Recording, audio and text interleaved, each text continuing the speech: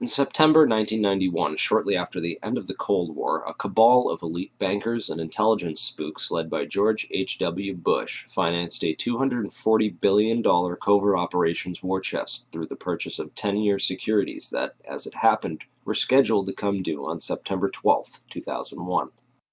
Project Hammer was undoubtedly used for a wide variety of illicit intelligence operations, but mainly it was used to finance a covert economic operation against the collapsing Soviet Union, whereby unknown Western investors bought up much of the Soviet industry with a focus on oil and gas, crashing the Russian economy, looting its central bank, orchestrating what became known as the Great Ruble Scam, and a wide variety of other clandestine, state-assisted operations designed to thoroughly prevent Russia from ever contesting the U.S. as a world superpower, while in the process lining the pockets of these economic hitmen who swooped in to devour the collapsing Russian economy after the fall of the Soviet Union. A spectacular investment for all, at least until money laundering investigations began tracing all the money, or when the 10-year deadline came up and the securities became due and began the routine process of authenticity and ownership checks. Evidence shows that several federal and private investigations had already stumbled upon the Hammer Fund and were compiling evidence on it up until the 9/11 attacks. These included the Office of Naval Intelligence, or ONI, which was moved to the outer E-ring of the recently renovated section of the Pentagon that was targeted and destroyed on 9/11. According to E.P. Heidner, the ONI had been investigating crimes associated with the plundering of Russia. 39 out of the 40 people who worked in those offices were killed on 9/11, including the entire chain of command. The Pentagon's financial accounting offices in that same wing were also an obvious target, as were the passengers on board Flight 77, many of whom coincidentally held top-secret clearances and were connected with Pentagon black operations. Agents of the Office of Naval Intelligence had also been investigating financial transactions which were linked to securities being managed by those securities dealers in the World Trade Center that were also targeted. 31% of the 125 fatalities in the Pentagon were from the Naval Command Center that housed the Office of Naval Intelligence. 41% of the fatalities in the Twin Towers came from two companies that managed U.S. government securities, Cantor Fitzgerald and Eurobrokers. There were three major security brokers in the World Trade Center: Cantor Fitzgerald, Eurobrokers, and Garbin Intercapital. At 8:46 on the morning of September 11th, Flight 11 flew directly into Marshall McLennan's secure computer room in the North Tower, right below the floor on which Cantor Fitzgerald was situated. Cantor Fitzgerald was the largest security dealer in the U.S. Shortly after that, a massive explosion went off just under the FBI offices in the North Tower on the 23rd floor.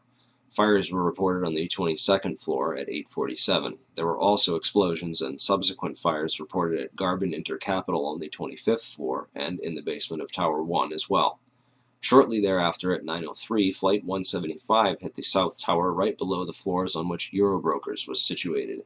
In all three cases, the explosive, fiery destruction consumed the offices and the several floors above, destroying files and trapping victims inside.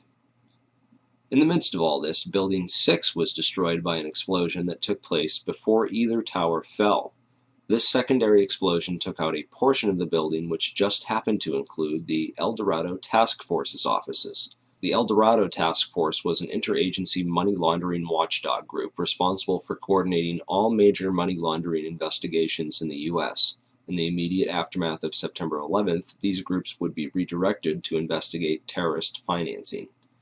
Building 6 was located directly between the North Tower and World Trade Center Building 7. While large portions of World Trade Center 6 were gutted by explosions and later by falling debris from the North Tower, the building itself did not suffer a global symmetric collapse at near freefall acceleration as did Buildings 1, 2, and 7. FEMA photographer and 9/11 whistleblower Kurt Sonnenfeld took some interesting pictures of the U.S. Customs vault in the basement of World Trade Center 6, which was found completely empty and left with the door wide open. All of its contents appear to have been looted during the attacks. There is also evidence that gold was being looted from the vaults beneath World Trade Center 4. There were several early reports of a 10-wheel truck packed with stolen bullion caught fleeing World Trade Center 5 when the vehicle had become stuck on a collapsed ceiling brace, forcing the driver to flee the scene.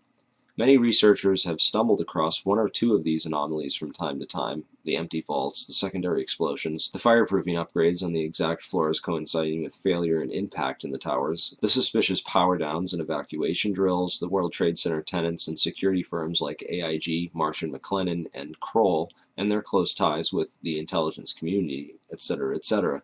These anomalies are not unrelated, but nevertheless became lost inside the chaos of that September morn, the aftermath, and subsequent cover-ups. Okay, so what does all this mean? Overall, a critical mass of brokers from the major government security brokerages in the Twin Towers had to be eliminated to create chaos in the government securities market. A situation needed to be created wherein $240 billion of covert securities could be electronically cleared without anyone asking questions, which happened when the Federal Reserve declared an emergency and invoked its emergency powers that very afternoon.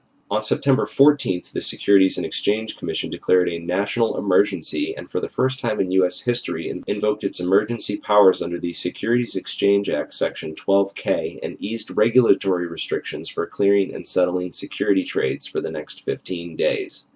These changes would have allowed the estimated $240 billion in covert government securities to be cleared upon maturity without the standard regulatory controls around identification of ownership. The towers needed to be demolished to create a big enough mess that the illicit activities taking place behind the scenes that morning could be hidden in the confusion of that day. Okay, now let's talk a little bit about who did it and how. 9/11 whistleblower Richard Andrew Grove was a software salesperson for a company called Silverstream. Silverstream's technology was on the cutting edge of Internet solutions, offering software to web-enable the critical business functions of Fortune 500 companies, basically integrating and making available on the web the disparate legacy applications and mainframes while simultaneously streamlining workflow and traditional paper processes, with an end result being a lower cost of operation and more efficient transactions. Silverstream had built internet transactional and trading platforms for Merrill Lynch, Deutsche Bank, Bankers Trust, Alex Brown, and Morgan Stanley, to name a few. Leading up to 9/11, Silverstream was designing specialized accounting software for a major client, Marsh & McLennan. Marsh is the world's largest insurance brokerage and was located right below Cantor Fitzgerald in the North Tower. Approximately 295 Marsh employees were murdered that morning, along with other innocent victims and employees who either knew too much or too little about their chosen work environment. But most importantly, Silverstream provided a specific type of connectivity that was used to link AIG and Marsh & McLennan, the first two commercial companies on the planet to employ this type of transaction. What then were Marsh and AIG doing, and why did they need to leverage technologies that no other commercial entity on the face of the earth needed to use to conduct business?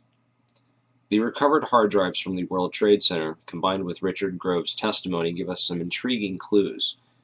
Grove discovered that Silverstream was overbilling Marsh to the tune of $7 million extra for fictitious and unneeded hardware. He also became aware of an exploitable flaw in the accounting software that had been sold to a variety of Marsh's clients and partners.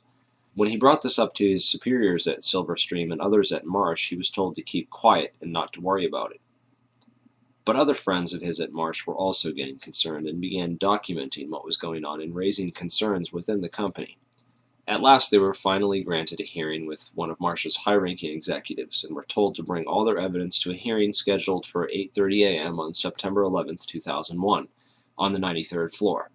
The high-ranking member of Marsh, who Grove did not name, would participate via teleconference from the safety of his home, while Marsh employees and potential whistleblowers, Gary Lasko, Catherine Lee, Ken Rice, Richard Breuhardt, and John Oltzhofer, would die in the meeting room in the North Tower with all their evidence when American Airlines Flight 11 would impact that very section of the building. Richard Grove fortunately got stuck in traffic that morning and didn't make it. Computer hard drives recovered from the World Trade Center show a spike in suspicious transfers that took place within the World Trade Center as the 9/11 attacks were unfolding. Richard Grove is convinced that these suspicious money transfers were performed electronically using Silverstream software, and that the overbilling of Marsh was hush money for the operations. It would certainly have helped clear up that $240 billion in securities and make it look like any of those companies might have done it. The recovered hard drives and financial transactions from 9/11 all show clear evidence that something was going on that morning. Marsh's CEO at the time was Jeffrey Greenberg, the son of Maurice Greenberg of AIG. Most insurance companies were hurting badly in late 2001 after $40 billion in insurance settlements had been paid out for the devastation caused by the 9/11 attacks. Yet one insurance company did not suffer quite the same losses as the other companies did. American International Group, or AIG as it turns out, is much more than an insurance company. With its long ties to the intelligence community, AIG was founded by OSS operative Cornelius V. Starr, 2 R's, the uncle of Clinton's friend Kenneth Starr. AIG currently operates a complex network of shell companies and other entities which operate internationally and have been used for clandestine intelligence gathering and other covert activities for decades. The company that ran security in the World Trade Center, Kroll Associates, was owned by AIG. The CEO of AIG on 9/11 was a guy named Morris Greenberg, who was actually nominated for the position of Director of Central Intelligence after he authored a report for the Council on Foreign Relations, of which he is a high-ranking member, where he advocated that FBI and Drug Enforcement Agency agents operating abroad should not be allowed to act independently of either the ambassador or the CIA, lest pursuit of evidence or individuals for prosecution cause major foreign policy problems or complicate ongoing intelligence and diplomatic activities. Of course, this type of policy is essentially a continuation of things like Executive Order 12333 and the CIA-assisted Contra cocaine trafficking that went on as an immediate result. These backdoor agreements open the floodgates for government drug money laundering and narco-trafficking. Former LAPD narcotics detective turned whistleblower Michael Rupert has written a series of excellent articles documenting AIG's involvement in drug money laundering, undoubtedly revealing yet another motive for the invasion of Afghanistan, a country which currently produces over 90% of the world's heroin supply. Drugs are arguably the most profitable commodity on the entire international market, and drug money was undoubtedly a motive behind the invasion of Afghanistan and consequently the 9/11 attacks. While companies like AIG launder the drug money for big banks, the actual drug production and trafficking can be traced back to the same Iran-Contra affiliates like Richard Armitage and Frank Carlucci. Unfortunately, that rabbit hole is a bit too deep and off-topic to get into here. I will mention that DynCorp was heavily involved, as well as Stewart Air Force Base in upstate New York, where the two flights out of Boston crossed paths simultaneously and shut off their transponders before making their way to the Twin Towers. Many researchers believe that the MENA operation was moved to Stewart Air Force Base after Barry Seal got whacked. Richard Armitage was the Deputy Secretary of State on 9/11, and according to whistleblower Michael Springman, he was the man responsible for granting visas to 15 out of 19 of the 9/11 hijackers, allowing them to enter the U.S. and pursue flight training. Frank Carlucci is the chairman of the Carlyle Group and was in Washington, D.C. on 9/11, having just met with George H.W. Bush and the brother of Osama bin Laden on Carlyle Group business. Frank Carlucci was also the chairman of BDM International, a company that served as a front for State Department black operations.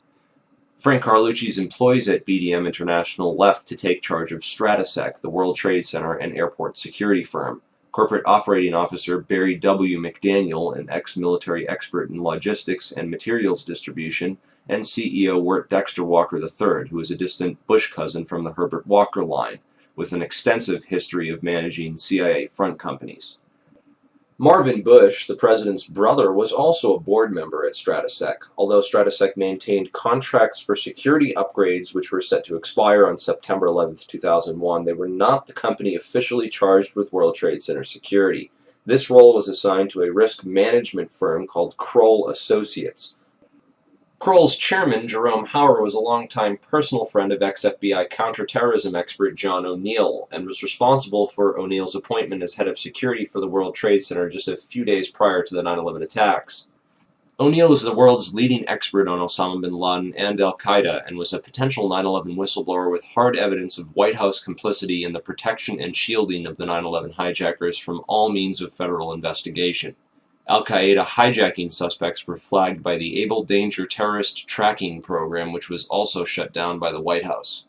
Able Danger whistleblower Anthony Schaefer claims the U.S. government destroyed over 6 terabytes of data related to Able Danger, which he also claims identified 9/11 ringleader Mohammed Atta as early as February of 2000. Those atop the chain of command in the White House, military, and intelligence establishment deliberately ignored all the warning signs of an impending attack, a clever strategy of plausible deniability which also served to portray those in charge as incompetent rather than complicit. In every major head throughout the chain of command on 9/11, from NORAD to the military, we see a repeated theme of complicity through negligence or incompetence. After 9/11, failure and incompetence was rewarded, and whistleblowers were silenced. Combined with the fact that 6 corporations control 90% of the media, and CIA operations like Mockingbird admit to taking over and subverting our US media, we can understand how such a big lie could have been kept from the American public for so long. But if you stop and take the time to do your research, you'll find all the evidence is there, hidden beneath a mountain of disinfo and lies. It's been 10 years since 9/11 happened, and we are left with hundreds, if not thousands, of unanswered questions about the 9/11 attacks. A transparently fraudulent 9/11 Commission report, which purposely failed to even mention the collapse of World Trade Center 7, and a host of ridiculous, so-called debunking websites, forums, and other literature, which have done absolutely nothing over the past 10 years to debunk anything other than cleverly selected strawman arguments, and have failed to stem the constant flow of new 9/11 information, which researchers have been uncovering and bringing out to the public. Instead, they continue to label truth seekers, including family members of people who died on 9/11, as conspiracy theorists, and devise clever propaganda designed to prevent the general public from looking any further into the evidence or the actual claims of the so-called conspiracy theorists. In this video, we will take a deeper look into the so-called investigations, which have provided us with the official story, and why they deserve a more thorough examination. The Bush administration stalled government investigations into 9/11 for over 400 days. A week after 9/11, letters containing anthrax spores were mailed to several news media offices and 2 senators who were perhaps a bit too vocal about opening an official investigation into 9/11. The anthrax used in the attacks was identified as an Ames strain, which means it had to have come from the U.S. Army Medical Research Institute of Infectious Diseases at Fort Detrick, Maryland. A member of that institute, Jerome Hauer, managed the National Institute of Health response to the anthrax attacks. Coincidentally, Hauer also warned the White House to start taking Cipro, an antibiotic which is effective against anthrax, a week before the attacks. Jerome Hauer also happened to be a managing director at Kroll Associates, which ran security at the World Trade Center up until the weekend before 9/11, when that role was personally handed off by Hauer to FBI agent John O'Neill, who would later die in the attacks, drawing strong suspicion that he was set up due to his knowledge of Al-Qaeda and the 9/11 hijackers, whom he was blocked from investigating while he was working at the FBI. In January 2002, President Bush personally asked Senate Majority Leader Tom Daschle to limit the congressional investigation into the events of September 11th. The Bush administration only formed the 9/11 Commission after being prodded by the victims' families, who lobbied Congress for over a year to open the investigations. When the Bush administration finally did open a 9/11 investigation, it was described by some members as set up to fail. The President has said only a minority of the Commission can see a minority of the documents, and then they have to clear what they're going to say to the rest of the Commission with the White House. If you're one of those 4 that gets to see these documents, would that change your opinion? No. They don't want any more eyeballs to see their documents than they can possibly get away with. It's a scam. It's absolutely disgusting. They even attempted to appoint Henry Kissinger, a known cover-up mastermind, as head commissioner. He resigned after victims' family members asked him sensitive questions about his connections to the bin Laden family and the Carlyle Group. Philip Zelikow wrote the conclusions for the report before the investigation ever began, and even then any areas which did not support the official story were neither mentioned nor investigated by the 9/11 Commission. 6 out of 10 members of that commission have discussed on record how the government lied about the official story, and 70% of the questions posed by the victims' families were never answered or officially investigated. It's important to look at what happened to the evidence from 9/11. The day of 9/11, most of the FBI was in Monterey, California on an agency retreat. Let's go to our State Department correspondent, Andrea Mitchell. Andrea, what can you tell us? Well, this from the FBI. The State Department has been evacuated. There was a meeting going on in the Operations Center. Other top officials were in the Situation Room at the White House. Colin Powell is in Bogota, Colombia, on a 2-day trip. But this very interesting information, Katie, Matt, and Tom, from the FBI, they had been operating a massive exercise from their hostage rescue unit All of their top teams, about 50 personnel, helicopters, equipment, were in Monterey, California for the last 2 days, scheduled to fly back today commercially. So all of those people are out of place. It's fair to say, according to sources that we've talked to here at NBC, that the FBI rescue operations and other FBI operations are really in chaos right now because they can't reach their officials in New York. All of their phone lines are down, and now you've got all of their special experts on this stuck in Monterey, California, trying to get a military flight back because there are no longer commercial flights. So they are seriously out of pocket, and there is a real breakdown of the FBI anti-terror coordination team, which is, of course, the principal team that would lead any effort and was so effective under Jim Kallstrom in New York City during the World Trade Center bombing and the TWA explosion, which, of course, turned out not to be terror. Andrea, is the State Department... This was essential for keeping the more experienced and honest members of the agency as far away from the crime scene as possible, while other agency insiders could be assigned to the investigations before their counterparts returned. Federal authorities such as FEMA and the CIA took immediate control over the crime scene and began whisking away evidence that very same night. Turner Construction, one of the primary contractors at Ground Zero, occupied the 38th floor of the North Tower and was involved in performing the fireproofing upgrades inside the towers. It has been noted that these upgrades were completed in the 3 years before 9/11 on floors that match up almost identically to the floors of impact and failure on 9/11. Once the cleanup was fully coordinated, the operations were consolidated under the control of two primary contractors, AMEC Construction Management and Bovis Lend-Lease. These are the two companies that were originally assigned to the areas of Ground Zero that included the North Tower, AMEC, and the South Tower, Bovis. A truly surprising fact is that at the time of the attacks on 9/11, AMEC had just completed a $258 million refurbishment of Wedge 1 of the Pentagon, which is exactly where American Airlines Flight 77 impacted that building. Arguments over the size of the hole of the Pentagon and whether it was a plane or a missile are, in my opinion, a convenient distraction from the much bigger picture of why that section of the building was targeted and by whom. On September 10, 2001, Secretary of Defense Donald Rumsfeld announced that $2.3 trillion in unadjusted funds were missing from the Pentagon budget. The very next day, the offices whose responsibility it was for tracking that money down were destroyed when American Airlines Flight 77 impacted that very section of the building. The only off-site backup for the Pentagon's black budget financial records was a secure federal office building in the World Trade Center complex. Strangely, it too was destroyed on 9/11. World Trade Center 7 was the largest CIA headquarters outside of Langley, Virginia, and housed offices involved in several large-scale federal investigations into massive stock market and accounting fraud. Not surprisingly, World Trade Center 7 was the first to be cleaned up and the evidence destroyed at Ground Zero. So if the Twin Towers in Building 7 were brought down in a controlled demolition, and the scientific evidence points to nanothermite, then who could have produced this and who could have put it in the buildings, and how did they get it there? In the impact zone of the North Tower was a company called Marsh & McLennan, which at the time was the world's largest insurance brokerage company.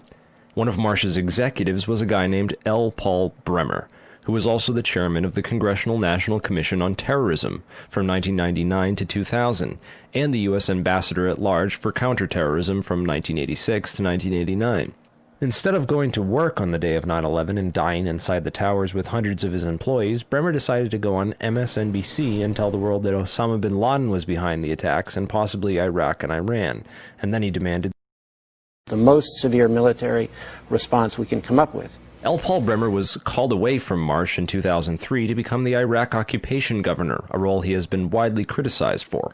So Bremer not only worked inside the buildings, but had offices directly in the impact zone of the South Tower where Flight 175 would hit. He missed work on 9/11 to give us the official story on national television, and went on to be the Iraq occupation governor.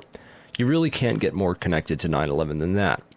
Oh wait, you can, sorry. I forgot to mention that Bremer was also the former manager for Kissinger Associates. He was a member of the board for Akzo Nobel, the parent of International Paint Company, which produced a fireproofing application for skyscrapers called Interchar. Bremer was also on the International Advisory Board for the Japanese mining and machinery company Komatsu, which at the time had been involved in a joint venture agreement with Dresser Industries, the oil services intelligence front where Prescott Bush Sr. and George H.W. Bush got their start with Neil Mallon. Anyway, the Komatsu Dresser mining division operated from 1988 to 1998 1997, and in July 1996 it patented a nanothermite demolition device that could, quote, demolish a concrete structure at high efficiency while preventing a secondary problem due to noise, flying chips and dust, and the like. As many of you know, residues of thermite, a highly energetic chemical mixture, have been confirmed in samples of World Trade Center dust, and the use of thermite at the World Trade Center was also revealed by environmental data. See the description for more links and sources. Scientific Applications International Corporation, a defense contractor with expertise in thermite-related technologies, played a large part in the NIST World Trade Center investigation. A few other names and companies inside the Twin Towers also worthy of further investigation include Craig Stapleton, who is married to Bush's cousin Dorothy Walker Bush. Stapleton was the president of Marsh Real Estate Advisors from 1982 to 2001. He was a member of the board of directors for Sendant, that was charged with massive accounting fraud in 1998, and went on to join Winston Partners, a privately owned investment firm founded in 1993 and led by George W. Bush's brother Marvin. Other very powerful and well-connected people worked in senior management at Marsh. These included Stephen Friedman, a senior principal at Marsh Capital and former partner at Goldman Sachs, who later became George W. Bush's top economic advisor. Friedman was also a member of the Brookings Institution, the Bilderberg Group, the Foreign Intelligence Advisory Board, and the board at In-Q-Tel, the investment firm founded by the CIA in 1998. In-Q-Tel invests in state-of-the-art technologies related to defense and intelligence work, including nano and chemical technologies, according to its website. In another interesting coincidence, Friedman belonged through Cornell University to a secret society called Quill and Dagger, the membership of which includes Paul Wolfowitz, Sandy Berger, and Stephen Hadley. Wolfowitz, the neocon Deputy Secretary of Defense in the Bush administration, was the author in 1992 of the Wolfowitz Doctrine of preemptive warfare. He also made comments about a surprise-like Pearl Harbor months before 9/11 and met with Pakistani ISI General Mahmoud Ahmed in the week before 9/11. Berger, the national security advisor to President Clinton, was later caught stealing documents from the 9/11 Commission investigation. Berger was also the boss of White House counterterrorism czar Richard Clarke, and together with Hadley, who was Condoleezza Rice's deputy, was responsible for delaying or obstructing Clarke's plans to stop al-Qaeda in January of 2001. Jeffrey Greenberg resigned from Marsh & McLennan after being accused of serious financial crimes. The first plane of 9/11 flew directly into his company's secure computer room in the North Tower. Jeffrey Greenberg is a member of the Brookings Institution and the Trilateral Commission. Jeffrey Greenberg rose quickly through management at Marsh, having come there directly from AIG in 1995, and then becoming CEO just 4 years later. At Brookings, Greenberg hobnobbed with Lee Hamilton, co-chair of the 9/11 Commission. There's also Jim Pierce, another Bush cousin, who was managing director of Aon Corporation, who, according to the NIST report, modified unknown sections of Floor 83 in the South Tower in 1997. Jim Pierce had arranged a meeting on the 105th floor of the South Tower for that morning. Pierce survived that day, despite the fact that 12 people came to the meeting in the South Tower and 11 of them died. The location of the meeting had been changed the night before to the Millennium Hotel, where Pierce watched the South Tower as it was hit by the aircraft. Apparently, the meeting attendees were not all notified of the change in location. Another interesting character is Joseph Kasputis, of Baseline Financial Service, which occupied the impact zone of the South Tower on floors 77 and 78, where United Airlines 175 impacted. Kasputis has a history of being well connected to the highest levels of government, as well as to the defense and intelligence industries. Kasputis worked from 1972 to 1977 for the U.S. Department of Commerce and Defense. He was also the deputy director of Nixon's White House task force that dealt with the Arab oil embargo of 1973, and was instrumental in the creation of the Department of Energy. Kasputis went on to run a large corporation called Primark that had offices in both towers on 9/11. One of the subsidiaries of Primark, the Analytical Sciences Corporation, TASC, worked with so-called black or top-secret programs. TASC also worked closely with the National Institute of Standards and Technology. Kasputis was also a member of the Logistics Management Institute, LMI, whose members included Paul Kaminsky of In-Q-Tel and General Dynamics, Charles DiBona of Halliburton, Skull and Bones member Joseph Samuel Nye, and Michael Daniels of Scientific Applications International Corporation. LMI's self-proclaimed role is advancing the science of government. Casputi's connections to the DOE from 1977 through at least 1997 are interesting, considering that the DOE was developing thermite ignition devices as early as 1983. Joseph Casputi's went on to become the CEO of Baseline Financial Services, which was directly in the impact zone on the 78th floor of the South Tower. According to NIST, Casputi's Baseline Financial modified the southeast corner of Floor 78 in 1999, exactly where the aircraft hit on 9/11. Floors 77 and 78 were upgraded for fireproofing in June and April of 1998, respectively. Another company of interest on Floor 91, just above the impact zone for the South Tower, was Washington Group International. This company was known primarily as a construction and mining firm, and it had just acquired Raytheon Engineers in July of 2000. In 1996, Washington took over Morrison Knudsen, an engineering and construction firm that had a history of working on large-scale projects around the world, including in China, Iran, Afghanistan, and Saudi Arabia. The Army Corps of Engineers hired Morrison Knudsen to demolish over 200 buildings in 1995. One of the DOE facilities for which Washington was responsible well before 9/11 was the Savannah River site near Aiken, South Carolina.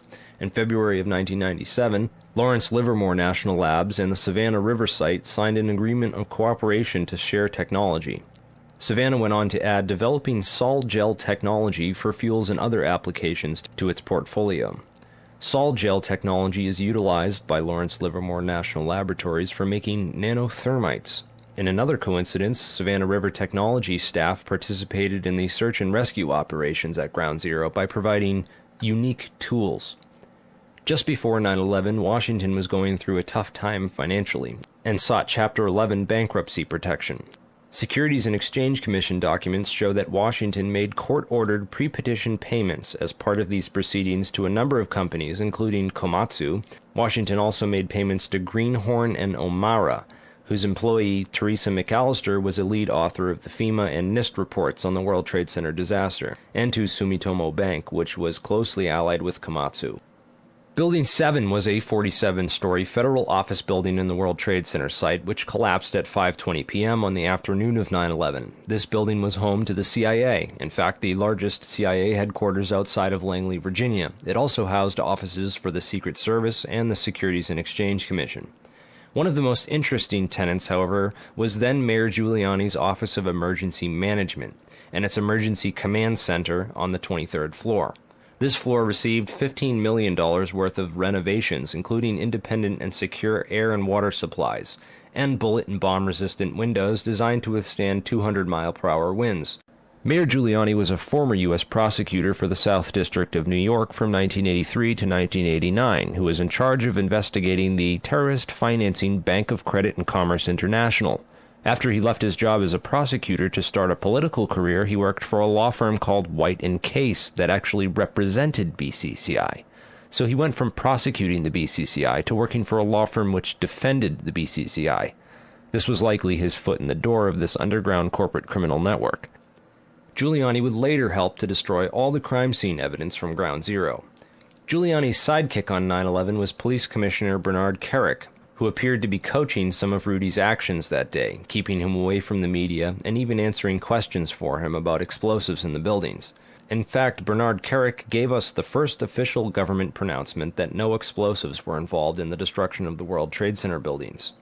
Kerik's department was also the same one that found that pristine, completely undamaged hijacker's passport, which survived a plane impact, and Fireball, which destroyed 2 titanium black boxes and 3 towers. Yeah, Kerik would later receive a nomination from President Bush to become Director of Homeland Security, which he declined for personal and political reasons, and instead took a job training the Iraqi police force in Iraq alongside L. Paul Bremer. Both men are credited for turning Iraq into the unwinnable quagmire it is today. In February of 2010, Kerik was sentenced to 4 years in federal prison for conspiracy and fraud charges, unrelated to the crimes of 9/11, unfortunately, but it still goes to show you what kind of person he is. Definitely the kind of person you'd want inside the New York City police force during a staged event like 9/11. And lastly, we have the Pentagon. It's certainly peculiar, to say the least, that al-Qaeda terrorists hell-bent on destroying the USA would not crash their plane into the north wing of the Pentagon, where all the most important offices were, like Donald Rumsfeld, John Ashcroft, etc., and that they would instead choose to target the one section of the Pentagon that had most recently been refurbished to withstand missile impacts. It's also interesting to note that the company which completed the $258 million refurbishment to Wedge 1 of the Pentagon was also hired as a contractor to clean up Ground Zero in New York City. Wedge 1 also coincidentally housed the Pentagon's Budget Analyst Office, where DoD staffers were working on the mystery of the $2.3 trillion that was reported missing by Defense Secretary Donald Rumsfeld in a press conference the day before 9/11. The Pentagon's comptroller in charge of that money at the time was an interesting fellow named Dov Zakheim, a member of the Council on Foreign Relations, the International Institute for Strategic Studies, and a contributor to the neocon think tank Project for the New American Century. Zakheim helped write the PNAC document Rebuilding America's Defenses, in which he is credited for the line which states, "Further, the process of transformation, even if it brings revolutionary change, is likely to be a long one, absent some catastrophic and catalyzing event, like a new Pearl Harbor." Several members of the Bush administration, including President Bush himself, would later refer to 9/11 as a new Pearl Harbor. A respected and established voice in the intelligence community, his views were eagerly accepted. And Dov went from his position at Systems Planning Corporation to become the comptroller of the Pentagon in May of 2001. Perhaps not so coincidentally, it was an SPC subsidiary, Tridata Corporation, that oversaw the investigation after the terrorist attacks on the World Trade Center in 1993. SPC, according to their official website, specializes in many areas of defense technology production and manufacture, including a system developed by their radar physics group called the Flight Termination System, or FTS. This is a system used to destroy target drones, craft that would be fired on by test aircraft or weaponry, in the event of malfunctions or misses. This highly sophisticated wargame technology allows the control of several drones from a remote location on varying frequencies and has a range of several hundred miles. This technology can be used on many different types of aircraft, including large passenger jets. According to the SPC website, a recent customer at that time was Eglin Air Force Base, located in Florida. Eglin is very near another Air Force base in Florida, MacDill Air Force Base, where Dov Zakheim contracted to send at least 32 Boeing 767 aircraft as part of the Boeing Pentagon tanker lease agreement. As the events of September 11, 2001 occurred, little was mentioned about these strange coincidences and the proximity of Dov Zakheim and his group. Since there was little physical evidence remaining after the events, investigators were only left with photographic and anecdotal evidence. This is a photograph of the Flight Termination System module from their site. Note it has a cylindrical shape and is consistent with the size and shape of the object observed under the fuselage of Flight 175. The Boeing lease deal involved the replacement of the aging KC-135 tanker fleet with these smaller, more efficient Boeing 767s, which were to be leased by Dov Zakheim's group. The planes were to be refitted with refueling equipment, including lines and nozzle assemblies. In this enlargement of Flight 175, we can clearly see a cylindrical object under the fuselage and a structure that appears to be attached to the right underside of the rear fuselage section.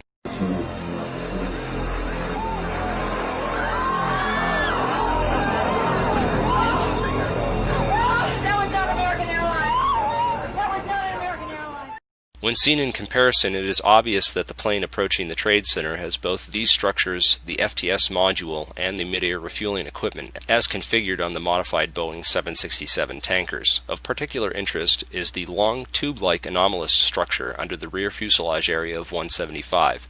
This structure runs along the right rear bottom of the plane. The equipment attached to the underside of the plane which hit the World Trade Center is identical in every single way to the Boeing 767s issued by Dov Zakheim. Whoa, whoa, whoa. Bring it back. The video you're watching now came from Loose Change First Edition. Did you catch that? It appears to show the FTS pod self-destructing just before impact.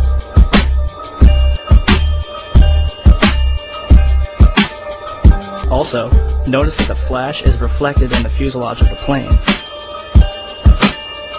The flash is also present in footage taken by Evan Fairbanks, Jennifer Spell, CNN.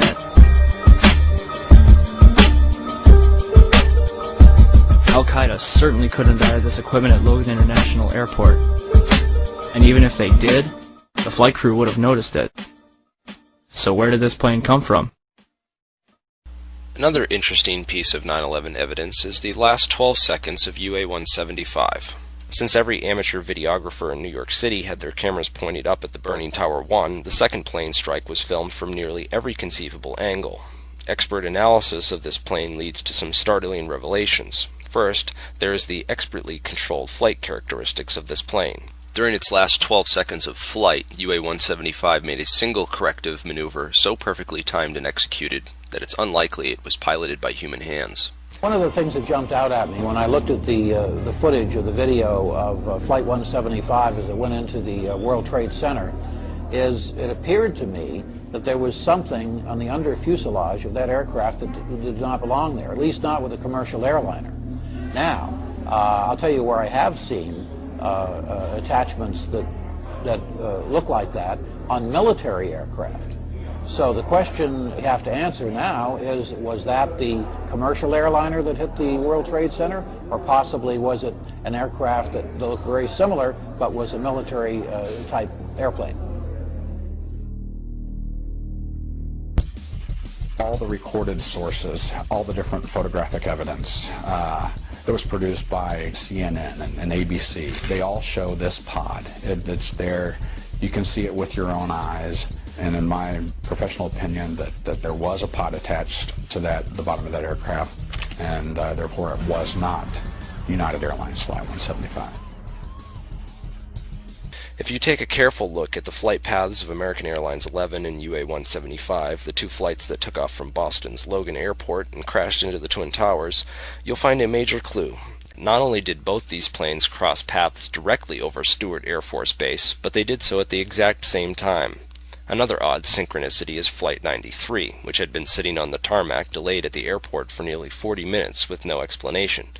Originally scheduled to take off at 8:01 a.m., it was delayed until the moment that Flight AA-11 crashed into the North Tower at 8:43 a.m. Another interesting piece of evidence that ties Stewart Air Force Base to the center of this 9/11 conspiracy is the white mystery planes spotted over Washington and the Pentagon.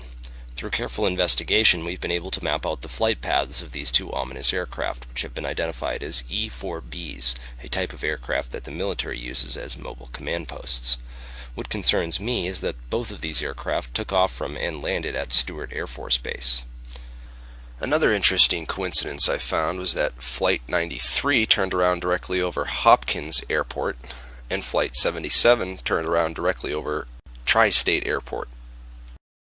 Webster Tarpley has done some of the most thorough research into the wargame exercises that were taking place on the day of 9/11.